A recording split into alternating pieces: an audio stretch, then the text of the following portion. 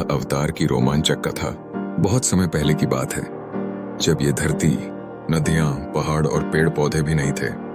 सब कुछ पानी से ढका हुआ था। न कोई इंसान था, न जानवर। चारों ओर सिर्फ जल ही जल। यही समय था जब भगवान विष्णु योग निद्रा में थे और ब्रह्मा जी सृष्टि की रचना में लगे थे। लेकिन तभी एक भयंकर राक्षस ने ब्रह्मा जी के काम में विघ्न डाल दिया। उस राक्षस का नाम था हिरण्याक्ष। वह बड़ा ही बलशाली और घमंडी था। उसने अपने बल और तप से इतनी शक्ति प्राप्त कर ली थी कि देवता भी उससे डरने लगे थे। एक दिन हिरण्याक्ष ने धरती माता को चुरा लिया और उसे समुद्र के गहराई में ले जाकर छिपा दिया।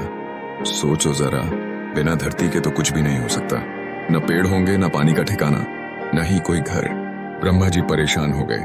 उन्होंने तुरंत भगवान विष्णु को याद किया। उनकी प्रार्थना सुनकर भगवान विष्णु ने अपनी आंखें खोलीं और जैसे ही उन्होंने सारा हाल सुना, वे मुस्कुराए और बोले, अब समय आ गया है मेरे अगले अवतार का। और फिर हुआ चमत्कार। भगवान विष्णु ने एक विशाल, तेजस्वी, दिव्य वराह यानी जंगली सुअर का रूप लिया। यह कोई साधारण वराह नहीं था। इसका शरीर विशाल पर्वत की तरह था। आंखें अग्नि सी चमकती थीं और उसके नथुनों से शक्तिशाली फुंकार निकलती थी, जिससे समुद्र की लहरें कांप उठीं। भगवान वराह ने एक जोरदार गर्जना की और आकाश से नीचे समुद्र में कूद पड़े। जैसे ही वे समुद्र में घुसे, जलचरों में हाहाकार मच गया। वे समुद्र की गहराइयों को चीरते हुए नीचे गए, जहां हिरण्याक्ष धरती माता को लेकर छिपा बैठा था।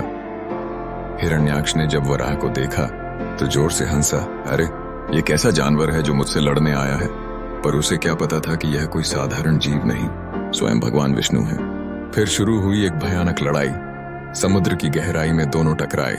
हिरण्याक्ष अपने गदा से हमला करता और भगवान वराह अपने तेज सींगों और पौरुष से उसका सामना करते।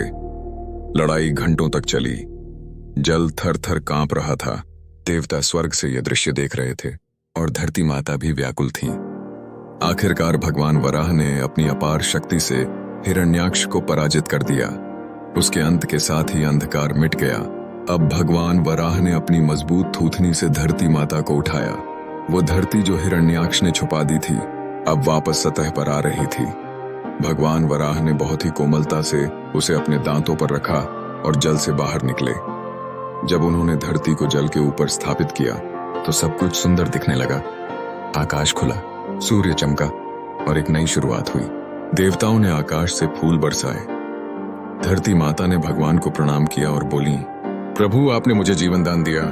भगवान वराह ने मुस्कुराते हुए कहा, जब भी अधर्म बढ़ेगा मैं किसी न किसी रूप में आऊंगा। धरती की रक्षा करना मेरा कर्तव्य है। इसके बाद भगवान वराह ने अपना तेजस्वी रूप त्यागा और विष्णु रूप में लौट गए। ब्रह्मा जी ने धरती पर फिर से जीवन बसाना शुरू किया। पेड़, जानवर, पक्षी, मनुष्य, और इस प्रकार सृष्टि की सुंदर रचना फिर से शुरू हुई। सीख, जब भी संसार में अधर्म, अन्याय और अंधकार बढ़ता है, तब भगवान किसी न किसी रूप में आकर उसकी रक्षा करते हैं। इस कथा से हमें यह भी सीखने को मिलता है कि कोई भी संकट कितना भी बड़ा क्यों न हो, सच्चाई और साहस से उसका सामना किया जाए तो विजय अवश्य मिलती है। भगवान वराह का अवतार हमें यह प्रेरणा देता है कि हमें भी धरती की रक्षा करनी चाहिए और हमेशा सच्चाई के साथ खड़े रहना चाहिए।